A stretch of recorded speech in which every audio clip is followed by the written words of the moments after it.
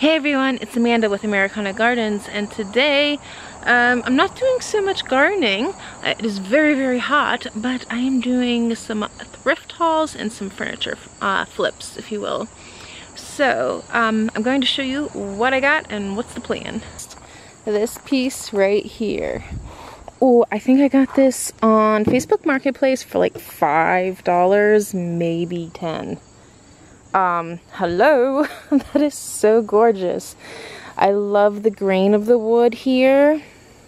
So I'm not going to paint over the shelves, like the top piece and right down here. My store that I sell at, Vintage 61 in Orrigsburg, Pennsylvania, they actually require that we use a specific type of paint. It's called Fusion. It's made for furniture. But see, there's just some little, it's really, really dry. Like you could see this cracking in here. But what I'm going to do is I'm actually going to sand this down a little bit to get out some of the scruff marks and just make it nice and smooth. And then I'm going to soak the top in with beeswax. Same I'm going to do with the bottom. I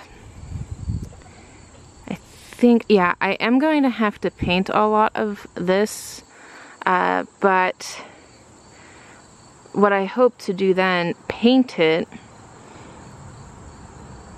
and then sand off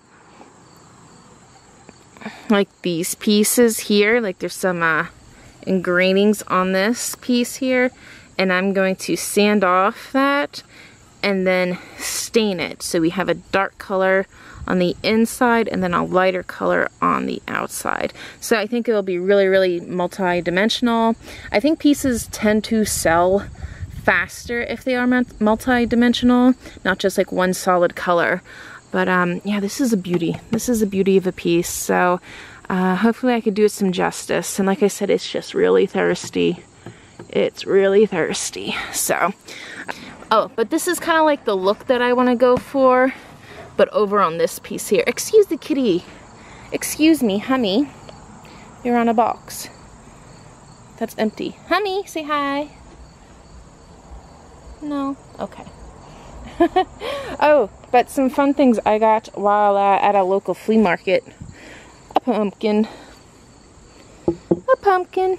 It's suitable for this this season. I don't even want to tell you this. The prices are just absolutely astounding at my local flea market. What this guy has is you fill up a box for like an X amount of price. But I got a whole bunch of these books. Now I have a fellow colleague that sells, you know, vintage and antique books and stuff. And I mean, look at this. These are all from the 60s. These were published in the 60s. Heidi, Call the Wild, Black Beauty, great classics. Huckleberry Finn, Tom Sawyer, Wizard of Oz, and the Grimm Fairy Tales, which I'm kind of partial to. I mean, look at this. Look at these. So I might actually keep some. Yeah, the Classic Home Bookshelf. I think I got a lot of them. I got most of them that were there, and they're like in such decent condition. Such decent condition. I mean, they have a little like musty smell to them, but it's from the 60s, so what do we expect? Beautiful, beautiful cover artwork back then. Really admire that. The Scarecrow from the Wizard of Oz. Ah, I love it. And I think I saw the Cyclone like take their house away and stuff. Let me see if they're, oh, there it is, there it is. Yeah, remember that? Oh my gosh. Wizard of Oz.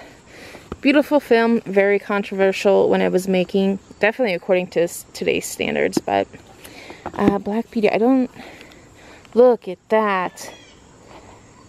Beautiful, it's like a painting. Oh. Stunning works. Love it.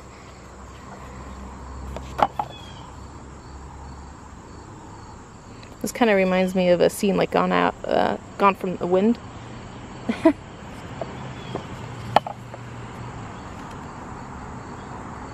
But yeah, I got a nice haul of books.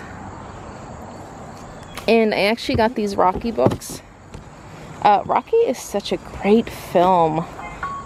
So Rocky is definitely a great film. But they have the books out, which I kind of didn't know, but I guess it makes sense. But I'm giving these to a friend of mine who loves Rocky as well, and is actually the one that introduced me to Rocky. I watched the movies like the first time, probably a year or two ago, so I feel like I was neglected. Oh, jeez. Take better care of your books. Okay, anyway. Plenty, friends. If you did not see my latest video from Home Depot, I got these plants in here. Look at this succulent. Look, it's fuzzy, and it has like a white outlining and then a red outlining, and it...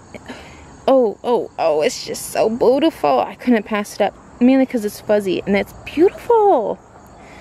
Beautiful. So it's an Echeveria harmsii. Echeveria. Echeveria. Echeveria. It's Echeveria. Excuse me. Oh, and the string of hearts, my dears. Look at that. Yeah. Look, yeah, so this one piece reverted. I already have the regular string of hearts, and I'm going to be making up, oh no, some pieces to that. What happened there? I gotta soak that in water. But this is the variegated string of hearts here, and I accidentally like touched one of the string of pearls, and it fell off, so I just like picked it up off the floor and put it in my thing. So yeah, that is so cool. So that's my little planty haul. So if I could get this worked on today, it won't be finished today because, you know, life.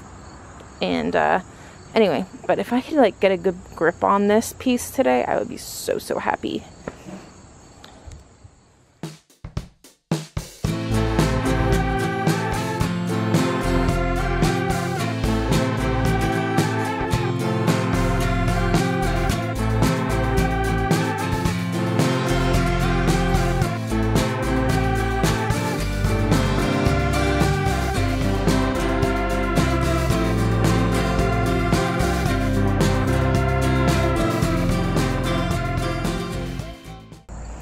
Alright, so I'm definitely going to have to change my sander, but overall it's looking okay. I kind of just sanded this area down to kind of give the idea of what kind of paint I wanted, or like the look I was going for.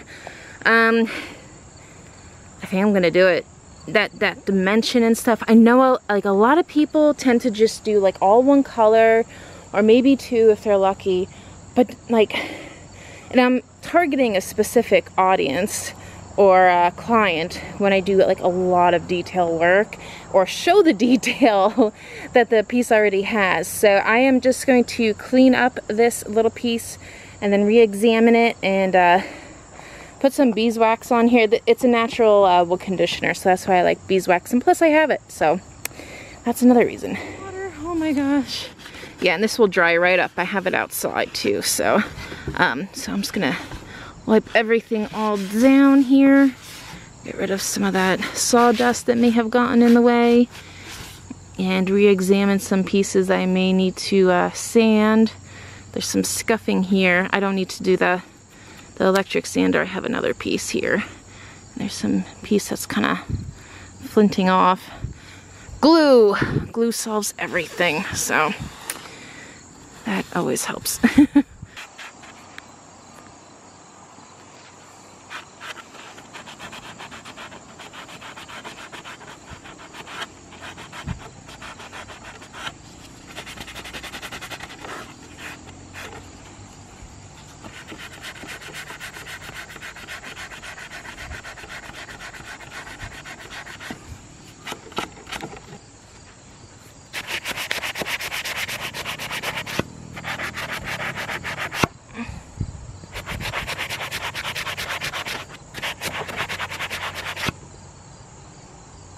Okay, so I added some beeswax to it, and the difference in the texture, how smooth everything is, and the color is so much richer.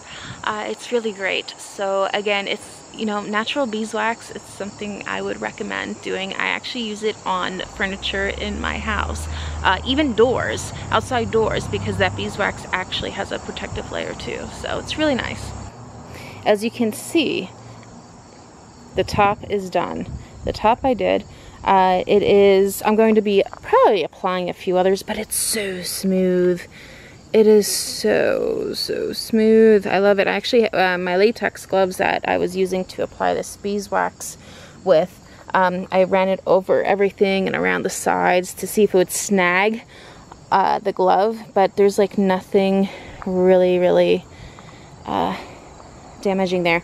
The only thing that I noticed, now I noticed this before I started sanding, that there is this, like, I guess whoever sanded this before like pressed too hard down here or something, and it kind of like ripped up some of this finish.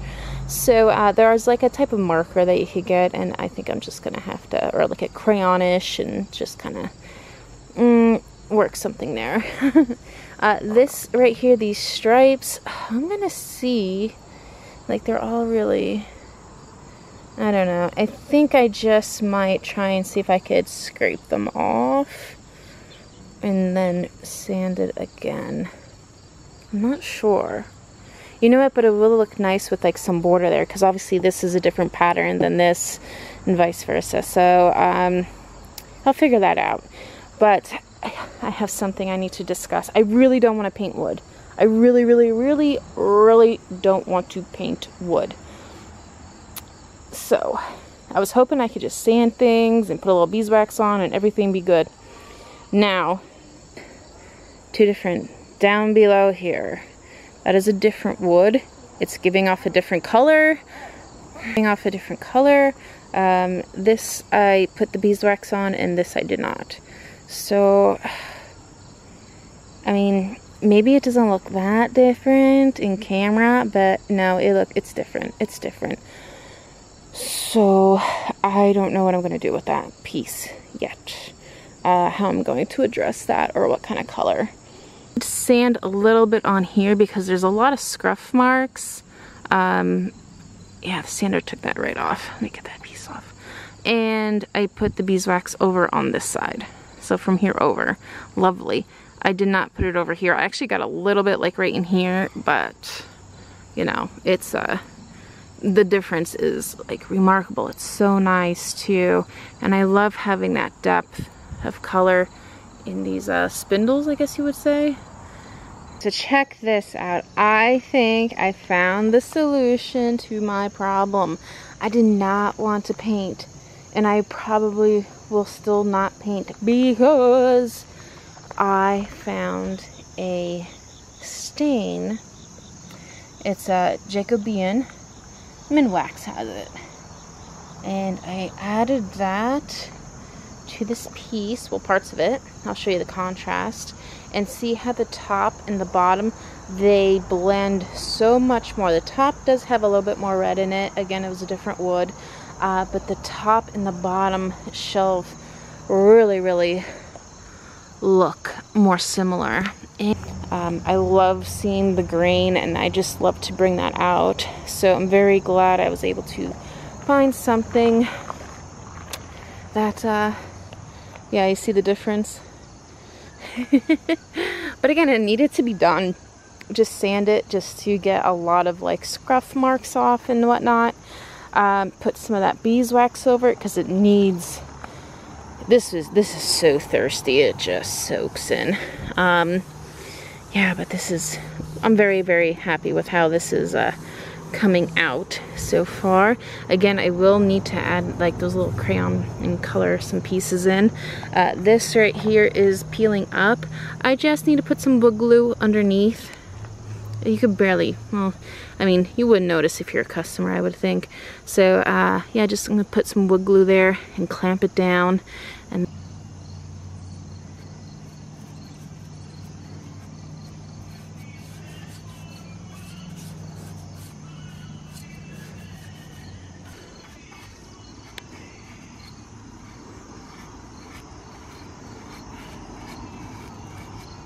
That stain just soaks into the wood. The wood is so thirsty.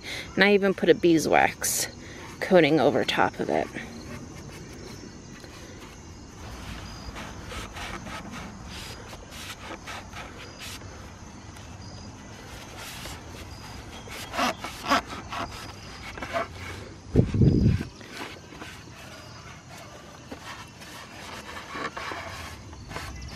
You are looking good, little lady. You are looking good, little lady. I tell you what, you're much better. Some people might say, oh, I ruined it, blah, blah, blah.